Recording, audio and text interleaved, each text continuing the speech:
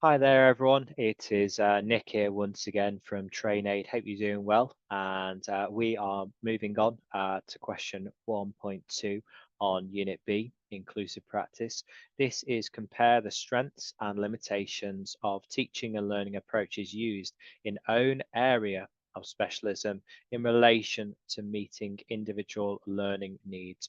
So for this question, we are going to be investigating the different types of approaches or activities that teachers use, and we're going to see the different strengths and limitations of each of those approaches. So within teaching and training, there are so many different approaches or activities which you can use and utilize. So there's a huge range that you can choose from. And when we say approaches, this is all to do with your style as a teacher.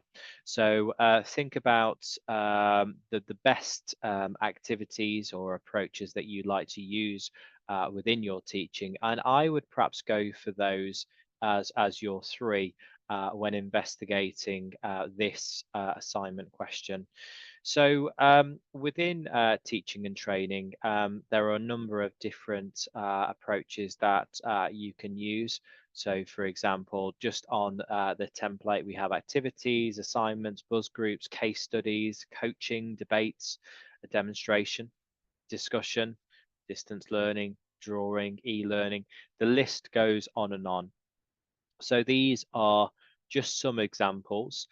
Some of these approaches or teaching methods you will use, some you will never use because they're not relevant to your subject area, and they wouldn't be the best appropriate for your learners as well. So don't worry if you look at the list there and you think, oh, I've not used that before. What does that say about me as a teacher? Please do not worry at all. Some of them I've not used personally within my teaching career as well. But I think it's fantastic by having a number of different teaching approaches. And my advice is for you as teachers or trainers is to have perhaps a scheme of work where you can see the different lessons that you're delivering, and you could have a number of different approaches, and so it keeps your lessons interesting and engaging. So that's the great thing about a scheme of work, is you can see which approaches you've used and which you haven't, and therefore why not trial something new. So if there's perhaps a quiz, if there are role play activities that you would like to trial, why not give it a go with your learners? So I think they'll be grateful for you giving perhaps a new teaching approach a go. Absolutely. So just on to the assignment question. So what do we need to do? So we need to select any three different approaches, and it's your choice. We need to select the three, and we need to describe the approach. We need to describe a minimum of two strengths of the approach, and also two limitations when using that approach. So limitations or considerations when using them. I've done the first row, so I've selected demonstration.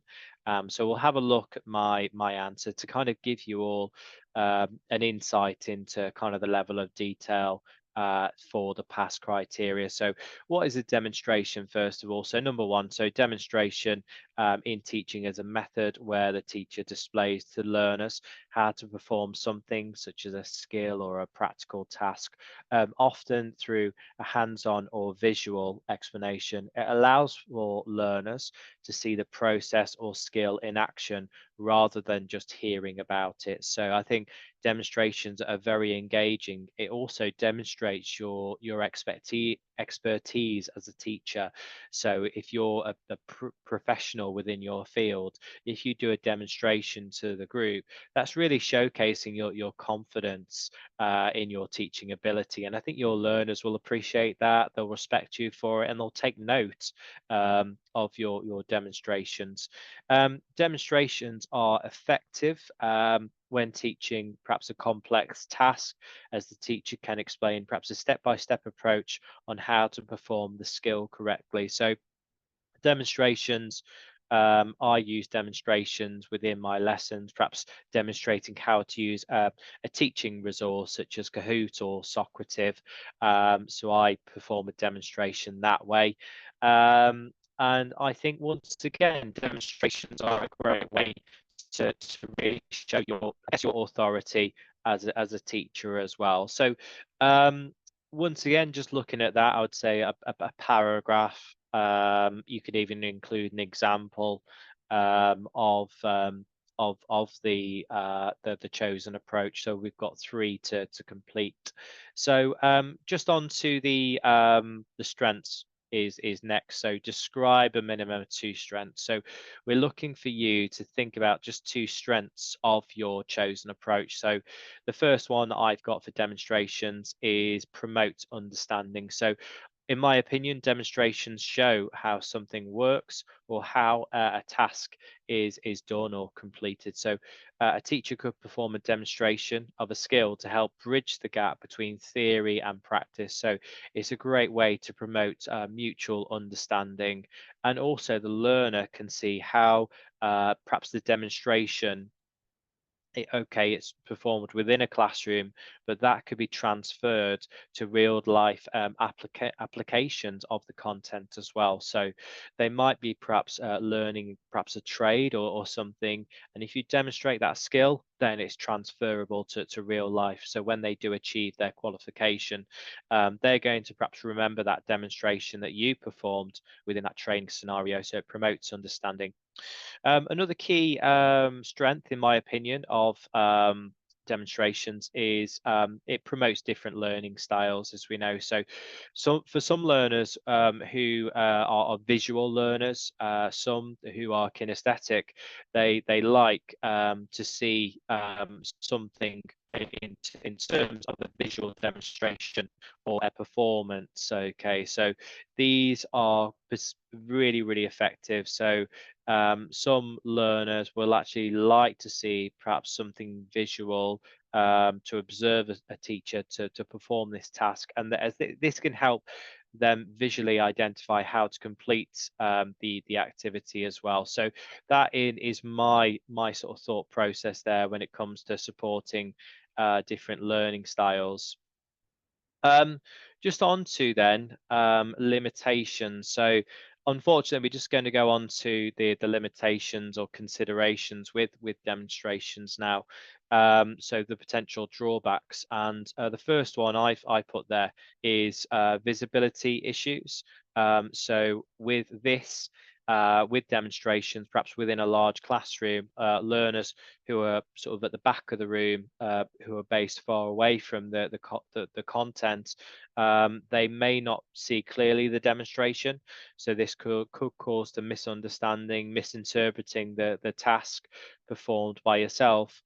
Some learners could become disengaged as well or off task.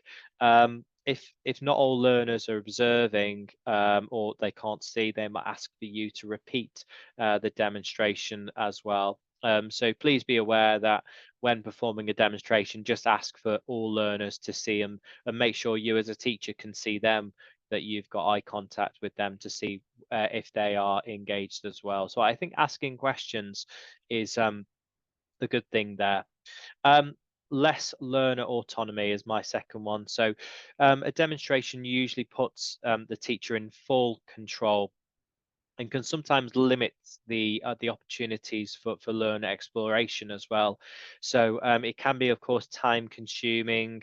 The learner can once again become unfocused, but also the learner can become quite reliant on the teacher, and there isn't really that much opportunity for opportunities where learners can experiment. And I think a lot of learners are like that, where they just like to trial something and give something a go. So they can become obviously quite reliant on you and seek lots of questions. Nothing wrong with that, I thought, of course, but I think that demonstrations need to be limited, I think, in my opinion. So we're giving learners that chance, that opportunity to trial something new, to explore without the presence there of a teacher demonstrating again and again. So once again, I think with a scheme of work, it's good to have perhaps demonstrations on your scheme of work, but not every lesson, as that can become quite tiring for the learners to watch again.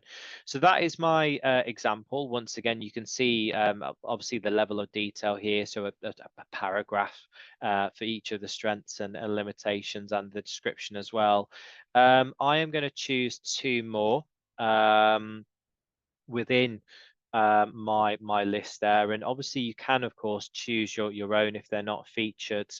So I am going to choose quizzes, and also I will choose I will choose debates as well. So I think if I was to follow on with this, I would choose quizzes. So this would be my second, and you've got options obviously, and I will go for debates. So once again, with your self description. So for example, quizzes are a competitive way of challenging learners towards a particular aim or goal. These can be formal, they can be informal, they can be done individually, they can be done in groups. It's a great way to refresh learners' knowledge, to see how much information they have retained as well. So quizzes are a fantastic way of really buzzing up a lesson. These can, of course, be done on websites using Socrative, Kahoots, so learners can use their mobile phones, promoting their digital skills as well. So I won't write out the full description, but I'll just give you my sort of strengths on quizzes. So I think they are competitive and fun. And I would also say, especially with the interactive quizzes, they promote digital skills. So with using mobile phones, for example, we can get a learner to download an app and to use their mobile phone. So it's a great interactive tool as well. The quizzes are competitive, they're fun, they promote team cohesion. Learners could have a team name as well. So it's a great way of retaining information, but done in a fun, interactive way. You can have rewards as well. So of course, rewards can be relevant to obviously the actual lesson itself. But yes, quizzes up. I do quizzes all the time myself within my own teaching, but they're really, really, really fun and engaging. Drawbacks of a quiz. I guess some learners can become overly competitive, which can be a bit of an issue. So, yes, they are competitive, but we don't want learners to fall out over a quiz. So, I think short quizzes are fun, and learners can have a bit of a laugh with each other. But I'd say we don't want learners to argue over the quiz. They can sort of, you know, um, sort of take it too far and become a little bit sort of overly competitive. So we need to sort of really sort of clamp down on that about the ground rules if we're taking part within a quiz. So yeah, keep it. It's good to keep it fun and focused. Another limitation of a quiz or a consideration, it must be relevant as well, in my opinion. So when embarking on a quiz, you have to make sure that the questions are relevant to your course or qualification. So when creating a quiz, try to make it relevant, and also have a quiz where your learners know the answer as well. So you must obviously teach the content, then do a quiz, so learners they feel confident with their answers, they understand it, and I think that's a fantastic tool. Once again, a quiz. Debates or discussions are a fantastic way of learners sharing their points of view. It once again it promotes listening skills, communication skills, empathy. It allows to empower your learners. So debates are a fantastic way to discuss a topic which could be quite relevant and topical. It has to be relevant, of course, to your subject that you're delivering, but debates are a fantastic tool to promote discussion, to give learners a voice. And once again, if you see anything on the news with your learners, you could use debates as a starter activity, but keep it relevant to your learners as well. So if we go for the strengths, then what are the strengths of a debate? So I would say it empowers learners. So um, I think that is a fantastic one. So it empowers learners. It empowers them to speak up if they're passionate about a topic. I would like for them to speak up and tell you, the teacher in the class, what's on their mind, what are their thoughts about the topic. So I think debates and case studies are a great way to have differences of opinion, and debates are really, really healthy as well. So um, promotes listening skills, communication. So I think that debates really do promote listening skills, communication skills, empathy, um, team cohesion. So we all have differences of opinion, and when the debate is done, we shake hands, we move on, and we're still together. So I think debates are really, really good fun to really boost learners' confidence, presentation skills, all of those soft skills. I think are very good. Debates then, I would say one thing, they can be quite time consuming as well. So we have to have a time limit on the debate. Otherwise it can sort of go, it can blow up if you're not careful. So you have to have a time limit to move on. Learners can get really, really invested. It can get quite heated within debate. So it's very important that we do set the ground rules, and we do sort of, as mentioned before, we shake hands at the end of a debate, and that's the end of that. The debates, I guess another limitation, yeah, why not? I'd say they can become heated. Um, they can become emotional, quite highly charged if it's a really sort of sensitive topic, which is close to the bone of some learners. So you have to be really, really careful with the debate that you're not hurting any learner's thoughts or feelings for that matter. So you have to be sensitive. You have to set the ground rules or the parameters of the debate before you embark upon that. So if I was to complete this question, I would have a paragraph on each of my a description and a paragraph on each of the strengths and limitations as well. But yeah, obviously use this as a bit of a guide in terms of level of detail. And I hope this video has been useful. And just to reiterate, you've got all of the choice there to select any type of approach. You can use a personal one that isn't featured on the assignment template there. Once again, thank you so much for watching. Hopefully, you found this video useful, and we hope to see you on the next video.